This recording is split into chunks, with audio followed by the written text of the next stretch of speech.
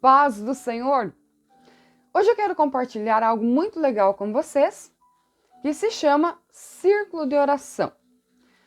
Esse departamento que é uma bênção, semanalmente nós nos reunimos com um único propósito de buscar a Deus, a oração intercessória. Tem sido um dos carros-chefes da Assembleia de Deus no Brasil. Vamos analisar como iniciou esse departamento. Foi em 6 de março de 1942 que tudo começou, quando a irmã Albertina Bezerra Barreto, membro da Assembleia de Deus em Recife, no Pernambuco, convidou algumas crentes para a ajudarem em oração na congregação do bairro da Casa Amarela em favor de sua filha Zuleide, que se encontrava enferma. Bem, iniciou por causa de uma necessidade, no caso nós vemos aqui uma menina enferma, e sua mãe fez algo lindo, que é buscar apoio espiritual, parceiras de oração. A menina não andava, não falava, os médicos diziam que iria viver apenas 8 anos, provavelmente uma doença degenerativa. 7 mulheres se prontificaram. Vamos aos nomes dessas mulheres: Cecita Colasso, Malfara Bezerra, Maria do Carmo, Antônia Viegas, Ana de Souza, Otávia Pessoa e Maria José. Essas são as parceiras de oração da nossa fundadora do Círculo de Oração na Assembleia de Deus. Durante as reuniões de oração, houve uma profecia, não sei qual delas, dizendo que essa enfermidade não seria para a morte, mas para a glória de Deus. Conclusão: Zuleide cresceu, andou e viveu 49 anos. O nome Círculo de Oração, segundo a fundadora Albertina Bezerra Barreto, foi inspirado num folheto que havia lido, cujo texto explicava que a oração era como um círculo nos céus. Quando estávamos orando, lembrei-me da mensagem e disse: vamos circular os céus com as nossas orações. Olha que coisa linda! Lembrando que a oração, ela é a nossa comunhão com Deus, é o nosso relacionamento com Deus, onde nós conversamos diariamente com Deus em espírito. Ele nos ouve, ele nos atende. Claro que a oração é uma prática milenar. No Velho Testamento, em forma dos altares, das manifestações de anjos, de profetas, havia ali uma busca, os sacerdotes, havia uma busca incessante por Deus, através dos rituais e sempre a oração como principal caminho. Falar com Deus, conversar com Deus, se relacionar com Deus, algo muito simples. E nós vemos Deus se revelando e se manifestando. A oração é algo que precisa ser rotina na vida do crente. Quando eu me refiro à rotina, não como diz a Bíblia, aquelas orações decoradas, sem sentimento, sem verdade. Não. Aquela oração verdadeira. Mas precisa haver um vínculo entre nós e Deus. Sabe aquelas pessoas que te procuram só quando têm necessidades? Nós não podemos fazer a mesma coisa. Não podemos buscar a Deus só quando estamos em aperto. Devemos buscar a Deus sempre. E qual é o caminho? A oração. O véu foi rasgado. No Velho Testamento tinha todo aquele aparato, todo aquele ritual. No Novo Testamento, por causa da morte de Cristo, onde eu estiver, como eu estiver, e me conectar com Deus através da oração, Ele irá me ouvir. Uma das coisas mais fantásticas que Jesus nos ensinou foi o caminho da oração. Nesse caso, nós percebemos a dor dessa mãe, a dificuldade dessa mãe e a reação dessa mãe. Então, nós podemos sim buscar a Deus. Tem a oração pessoal por você, você deve orar por você. Pela tua espiritualidade, pela tua alma, pela tua saúde física, pela tua saúde mental, pelo teu matrimônio, pelos teus sonhos, pelo teu futuro, tua vida financeira. Você deve cercar a tua vida com oração. Usando uma comparação das cidades do mundo antigo, é como você criar uma fortaleza e habitar ali dentro.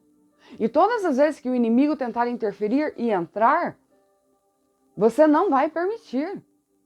Porque além de você estar na intercessão, na vigilância, como diz a Bíblia, que é para nós olhar, vigiar e orar. Então, quando a gente seguir esses preceitos, o nosso inimigo não poderá adentrar a nossa fortaleza espiritual. E lógico, se eu estou orando diariamente, se eu estou falando com Deus, eu tenho a proteção dos céus. Haverá ataques? Sim. Haverá afronta? Sim.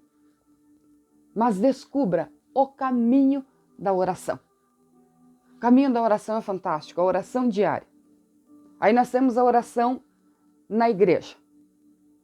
O círculo de oração é uma bênção, onde as mulheres se reúnem para a oração intercessória. O que é oração intercessória?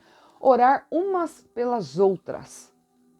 Uma igreja que é fraca na oração, ela é quase morta na espiritualidade, que sempre tem alguém que ora. Mas quando o grupo todo não ora, é um problema muito sério. O pecado vai se infiltrando e vai formando um império. E a oração ela é fantástica porque ela é a oposição.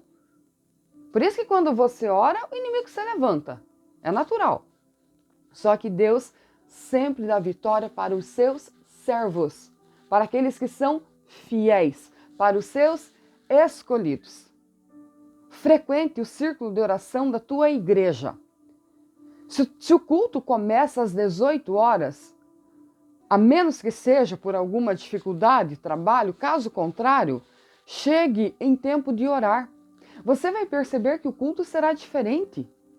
Algumas pessoas dizem, o culto estava ruim. Primeiro que o culto não é para nós, é para Deus. Segundo, que eu presto o meu culto. E se eu iniciei o meu culto com oração, ele vai estar preenchido. Ele vai ser pleno, completo, inteiro. Não vai ser um sacrifício pela metade. E não deixe de orar no teu lar. Você precisa levantar um altar de oração na tua casa. Quando nós oramos na igreja, é maravilhoso, mas tem alguns cuidados. Roupa, postura. Se ora em público, eu preciso ter cuidado com algumas palavras. Sim, isso faz parte. Quando você está em casa, você levanta ali, ou de manhã ou de madrugada, não sei qual é teu período de oração, você simplesmente pode jogar uma coberta sobre si e se derramar na presença do Senhor. Opte por uma vida de oração. Quando você estiver sozinho em dificuldades, em problemas, você não vai se sentir desamparado porque você tem oração. Quando você passar pelo vale da sombra, da morte, não vai se sentir desamparado, você tem oração. Essas pessoas que se sentem desamparadas, abandonadas e vazias e colocam desabafos em redes sociais, dizendo que todo mundo as abandonou e tal, elas não têm um depósito de oração. Que quem tem nunca está sozinho. O Espírito Santo está conosco, no vale, na montanha, na bonança, na dificuldade, sempre Ele estará conosco.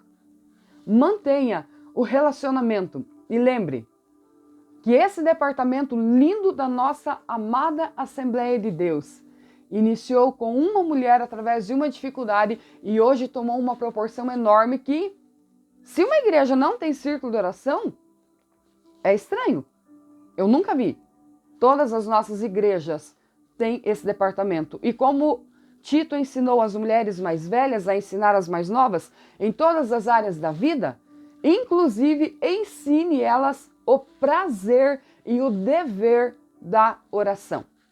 A pessoa que se santifica, que ora, que busca Deus, ela tem um ministério diferente.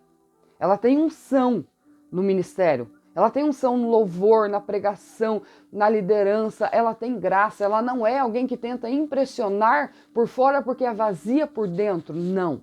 A pessoa cheia do Espírito Santo é diferente. E claro que a evidência são os frutos, mas é diferente ouvir alguém que canta quando esse louvor é cheio, é preenchido com oração.